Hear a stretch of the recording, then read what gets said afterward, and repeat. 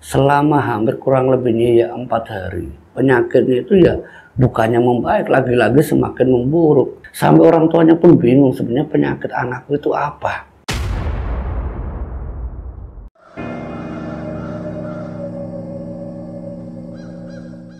Bismillahirrahmanirrahim. Assalamualaikum warahmatullahi wabarakatuh. Alhamdulillah wa syukurillah wa ni'matillah la haula wala quwata illa billah, amma ba'd. Jumpa kembali di channel Hikmah Misteri bersama saya Pak Ade. Di kesempatan kali ini saya akan mencoba menceritakan kisah yang datangnya itu dari salah satu praktisi, seorang ustadz yang pernah menangani salah satu korban tumbal pesugihan. Nah, bagaimana cerita dari salah satu praktisi ini ketika dia diminta bantuannya untuk menangani korban tumbal pesugihan? Apakah tumbal itu selamat ataukah tumbal itu benar-benar meninggal karena pesugihan dari orang-orang yang menginginkan anak tersebut dijadikan budak pesugihan? Tidak usah lama-lama, kita langsung masuk ke cerita Hikmah Misteri. Sebut saja di sini namanya Pak Roza.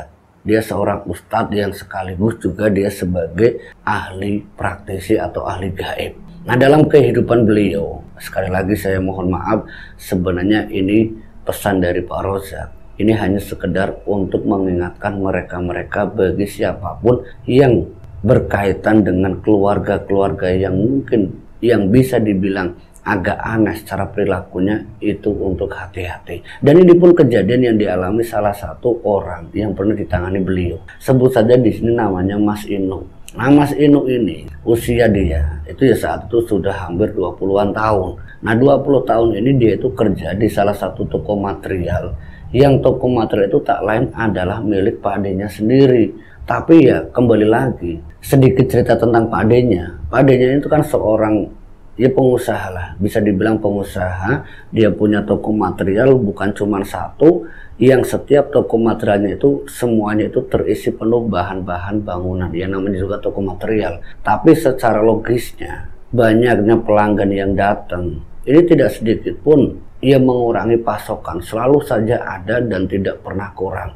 Nah, hasil dari toko material yang jumlahnya tidak sedikit, mungkin ada 5 cabang. Ini jelas saja dia itu butuh karyawan, yang tak lain waktu itu Inu masuk sebagai karyawannya. Tapi dibalik kesuksesan Pak Ade-nya Inu ini, dari latar belakang, terutama dari bapaknya sendiri, itu bukan dari keluarga orang yang berada, orang yang mapan atau orang yang cukup.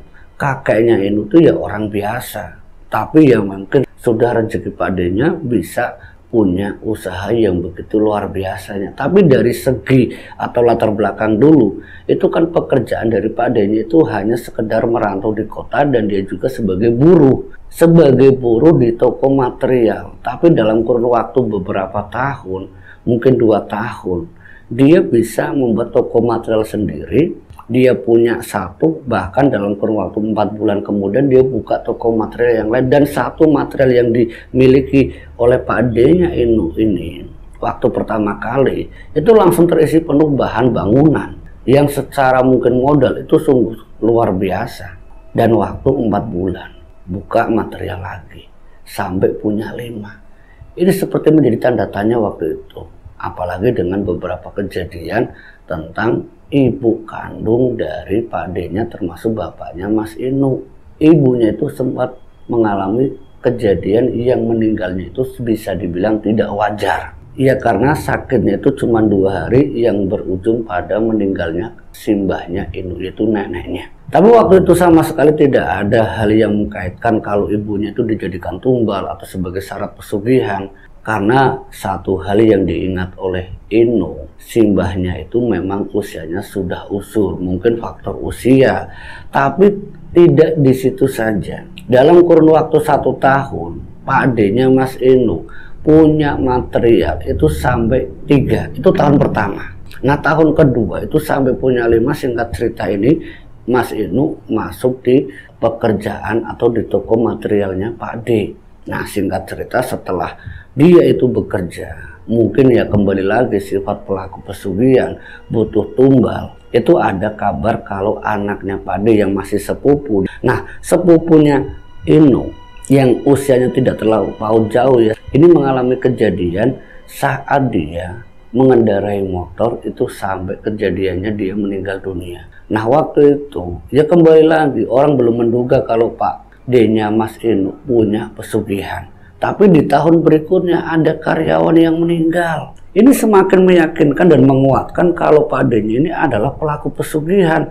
Karena dari rentetan tumbal atau rentetan orang yang meninggal, itu setiap tahun dari simbahnya Mas Inu, terus anaknya Pak D-nya sendiri, sepupunya Mas Inu, yang ketiga itu karyawannya. Nah yang keempat, ini dialami oleh Mas Inu sendiri. 2 tahun dia bekerja dengan Pak D-nya.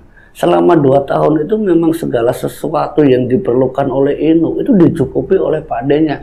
Alasan Pak D-nya, ya kembali lagi, anak yang sudah meninggal itu seakan-akan menganggap Inu itu sebagai anaknya. Jadi pekerjaan Inu itu di toko material, tahun pertama ya pekerjaannya seperti karyawan pada umumnya. Tapi di setahun belakangan, atau tepatnya itu setelah 1 tahun dia bekerja, semenjak kematian anak Pak D-nya, dia itu diminta mengelola ke-5 toko material yang tugasnya itu ya cuman ngurusin daftar belanjaan, dan uangnya pun diurus oleh Inu itu di usia dia waktu itu sekitar 19 tahun lebih. Nah usia 19 tahun itu, di saat dia sudah mungkin paham tentang pembagian uang ini tuh dan sebagainya, setiap kali dia setoran ke Pak D-nya itu meminta sama Mas Inu, kalau kamu ada perlu gunakan saja, dan apa kamu perlu motor gunakan saja. Pak D ndak apa-apa, anggap saja Pak D ini bapak kamu sendiri. Awalnya motor yang diberikan oleh Pak D-nya. Nah menurut Mas Inu ataupun keluarganya, ya sebagai orang kepercayaan, motor itu sebagai fasilitas untuk ya pergi ke toko material satu, ke toko material yang lain. Jadi tidak ada sedikit pun berpikir kalau itu menjadi jalan atau perantara penyebab Mas Inu itu jadi kena musibah, diincar jadi tumbal pesugihan. Awalnya motor. Nah selang beberapa bulan semenjak motor atau tugas menjadi orang kepercayaan Pak D-nya dan diangkat seperti anaknya sendiri, ini ya secara finansialnya Mas Inu untuk keluarganya juga tercukupi. Nah sedikit cerita tentang keluarganya Mas Inu. Dia itu punya adik, itu ada 2 yang usianya itu sekitar 15 sama 10 tahun. Terpautnya mungkin agak jauhan, 5 tahunan.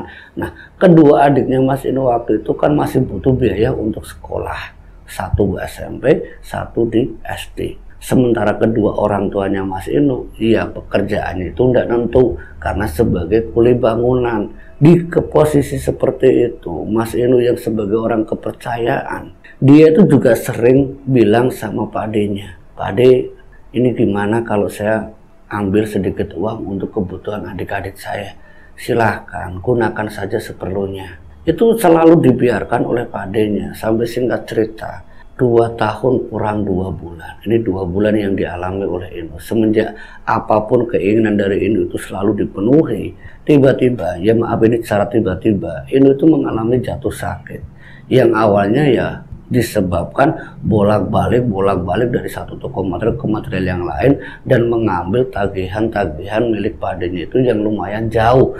Ya awalnya yang secara tiba-tiba ini dikira orang tuanya cuman masuk angin. Nah sakit perut ini atau sering mual ini, ya sempat diminta sama orang tuanya untuk istirahat, termasuk sama Pak D-nya juga. Sebagai karyawan atau orang kepercayaan dari Pak D-nya, ya Mas Inu itu walaupun dalam keadaan mungkin dia sakit masuk angin atau kembung, bahkan muntah-muntah itu terus menerus, Mas Inu masih saja berangkat kerja untuk mengurusi tanggung jawabnya, ya pekerjaan bersama Pak D-nya ini. Nah dalam beberapa waktu, mungkin tepatnya itu sekitar 4 hari, dia akhirnya benar-benar jatuh sakit, ya karena setiap hari sering mual, sering muntah. Nah singkat cerita ini, setelah 4 hari kondisinya Mas Inu ini jatuh sakit, benar-benar tidak bisa berangkat, sampai kondisinya lemas, jatuh pingsan, sampai di rumah orang tuanya kan panik. Sebagai orang tuanya Mas Inu itu sempat membawa Mas Inu itu ke puskesmas. Nah dari puskesmas ini, karena kondisinya Mas Inu ini pingsan, alasannya itu karena masuk angin, cerita dari orang tuanya, pihak dari puskesmas ini menyarankan langsung ke rumah sakit. Ya kata dokter atau perawat jaga dari orang tuanya, kalau Inu ini sakitnya bukan sekedar masuk angin, tapi sudah dipastikan dia itu kena tipes. Nah, posisi tipes ini kan harus dirawat di rumah sakit yang secara alat itu penuh. Nah, waktu itu kan yang namanya alat di puskesmas mungkin masih terbatas, makanya dari pihak puskesmas menyarankan ke rumah sakit. Nah, sampai di rumah sakit lewat rujukan dari puskesmas ini, selama beberapa hari kondisi fisiknya Inu itu semakin terasa. Ya semakin terasanya bukan semakin membaik loh, bukan. Semakin terlihat kondisinya semakin memburuk. Selama hampir 1 minggu dirawat, penyakit yang katanya tipes itu sampai masuk ke bagian yang lain, seperti mungkin kayak paru-parunya juga kena, seperti paru-paru basah, itu kayak penyakit komplikasi. Sampai orang tuanya pun bingung sebenarnya penyakit anakku itu apa.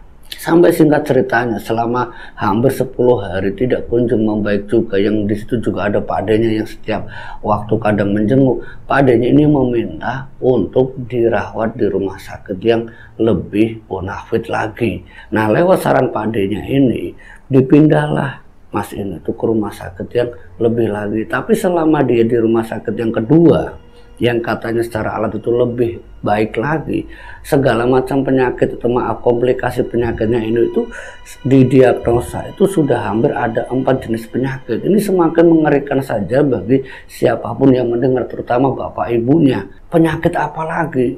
Dan itu diserahkan atau dipasrahkan ke pihak rumah sakit. Dia tolong Pak Dokter, tolong bantu anak saya biar bisa sembuh. Selama hampir kurang lebihnya 4 hari, penyakitnya itu bukannya membaik, lagi-lagi semakin memburuk. Nah, singkat ceritanya kondisi Mas Inu ini benar-benar tidak bisa diharapkan untuk sembuh. Orang tuanya punya inisiatif untuk ikhtiar. Nah, ikhtiar dia atau mencari sababiah ini pertama yang dilakukan itu sebagai orang umum. Maaf, orang tuanya dulu bilang itu orang pintar. Nah, nyari orang pintar ini itu yang pertama dilakukan itu bukan langsung ke Pak Rozak, itu bukan, tapi kelewat dukun. Nah, salahnya ini kata dari dukun, sewaktu dia atau orang tuanya masih itu datang ke dukun, itu katanya itu ada sosok yang mengintai dan setiap saat itu bisa saja mengambil nyawa Inu. Nah, orang tua yang mendengar seperti itu kan langsung takut dan panik. Terus gimana Mbak, ini Mbak anak saya?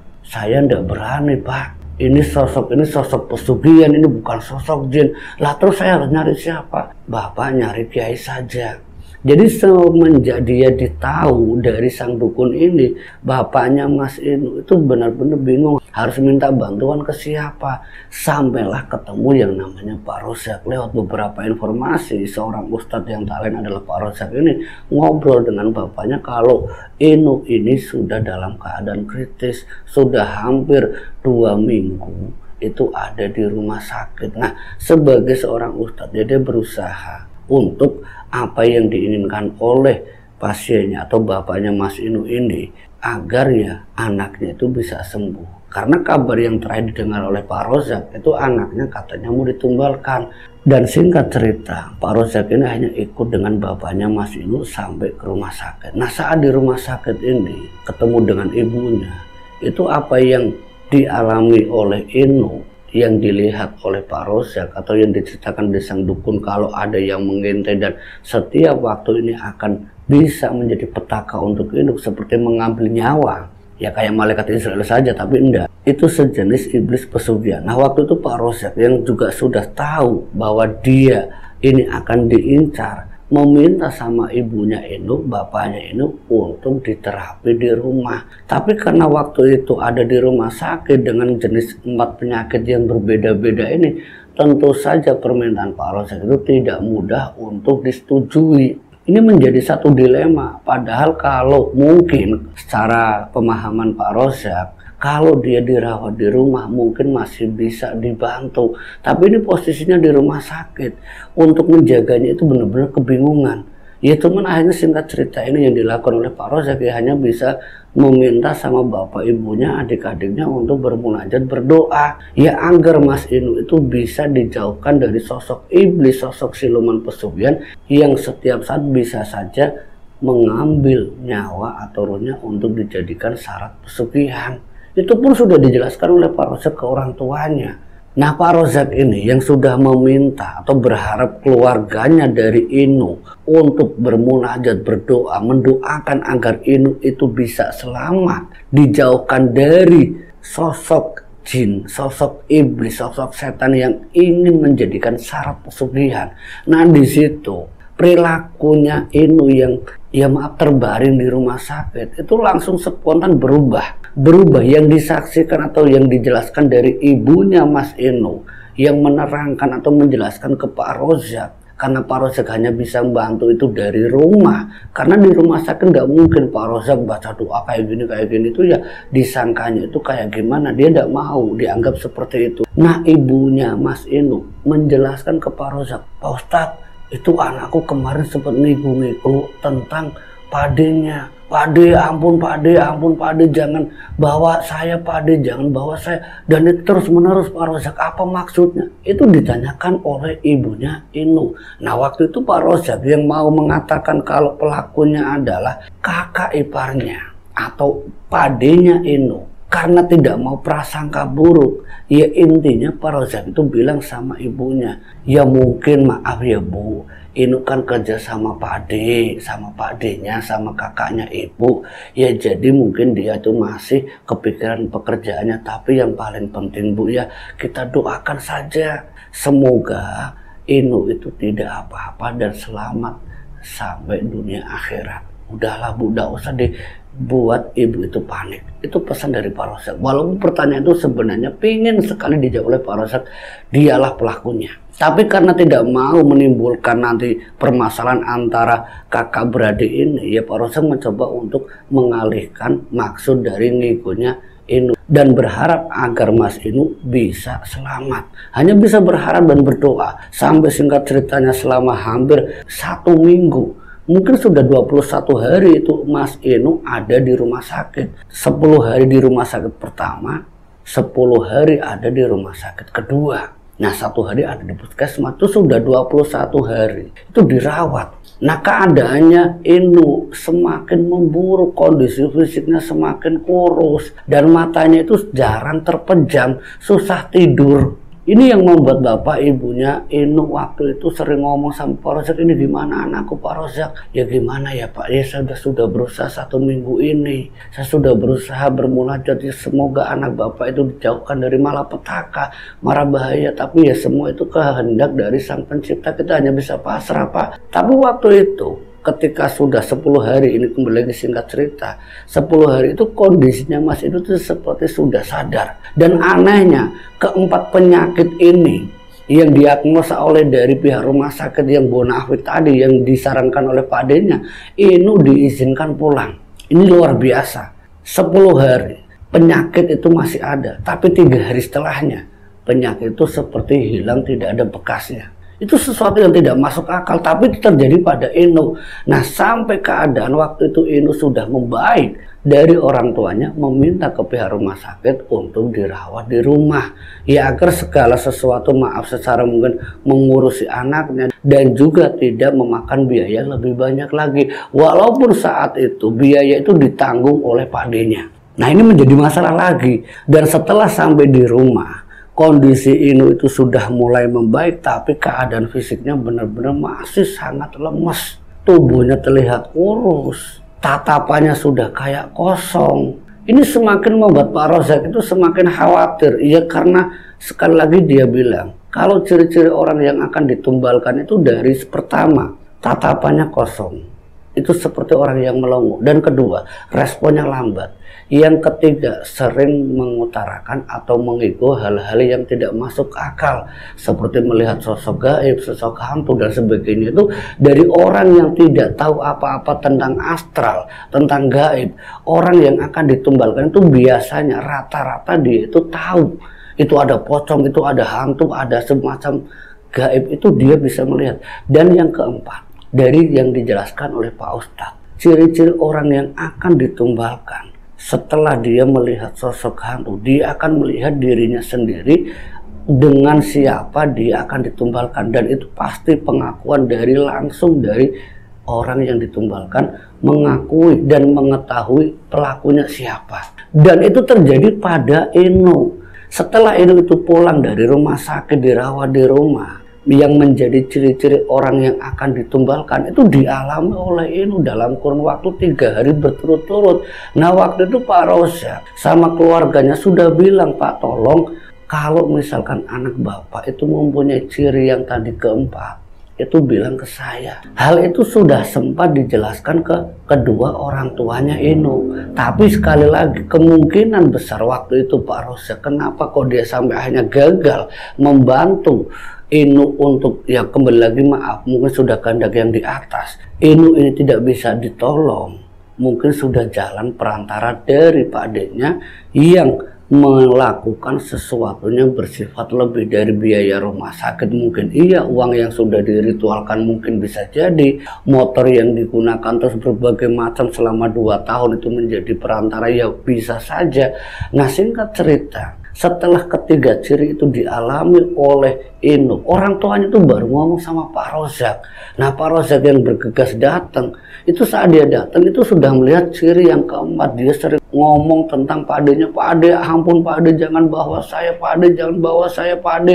Nah dari ciri yang keempat ini orang tuanya tuh baru sadar, apakah anakku itu akan ditumbalkan oleh Pak adenya sendiri? Apakah anakku akan dijadikan syarat pesugihan kakakku sendiri ini dari bapaknya? Nah waktu itu Pak Ustadz sempat bilang, walau alam Pak, jangan menuduh, tapi ini bersifatnya gaib, kita pasrahkan dan serahkan saja. Kalau memang dia pelakunya, ya semoga Allah yang membalas. Jangan Bapak bersifat dendam. Kalau dendam sama saja Bapak ini sudah masuk ke ranah iblis, sama saja Bapak ini tertipu daya iblis. Ya intinya setan ketemu setan Pak. Jadi apapun yang dilakukan oleh Pak adik ke anak Bapak yaitu Inu, kita serahkan kehadirat Sang Pencipta. Dialah yang memiliki hidup dan dialah yang memiliki kematian.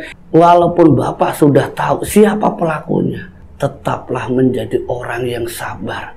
Kita berharap semoga Inu ini, anak Bapak ini, dalam keadaan yang seperti ini dia sudah tidak dalam keadaan sadar sepenuhnya, sudah seperti orang sakaratul maut. Kita hanya bisa mendoakan semoga anak Bapak ketika sakaratul maut dalam keadaan husnul khotimah. Keadaan itu sudah benar-benar pasrah. Yang dilakukan Pak Rozak, kedua orang tuanya termasuk adik-adiknya hanya bisa menangis. Inu, sadarmu, baca syahadat, baca istighfar, baca sholawat. Dan disitulah 2 kalimat syahadat diucapkan oleh Inu dengan istighfar dan sholawat. Dan ini yang dilakukan oleh Pak Rozak untuk perjalanan mautnya Inu ketika dia sudah di hadapan matanya sosok malaikat Israel. Wallahu alam sudah di hadapannya, tapi secara tidak langsung yang dilakukan oleh Pak Rozak membuat dia meninggal dalam keadaan husnul khotimah. Dan singkat ceritanya, setelah meninggalnya Mas Inu, orang tuanya yang mengetahui bahwa pelakunya adalah kakaknya sendiri atau Pak adenya Inu, dalam kurun beberapa tahun yang diceritakan oleh orang tuanya ke Pak Rozak, Pak adenya mengalami satu musibah yang luar biasa. Kemungkinan besar dia tidak gagal menumbalkan Inu, tapi gagal mendapatkan budak pesugihan karena meninggalnya itu dalam keadaan husnul khotimah. Wallahu a'lam bishawab.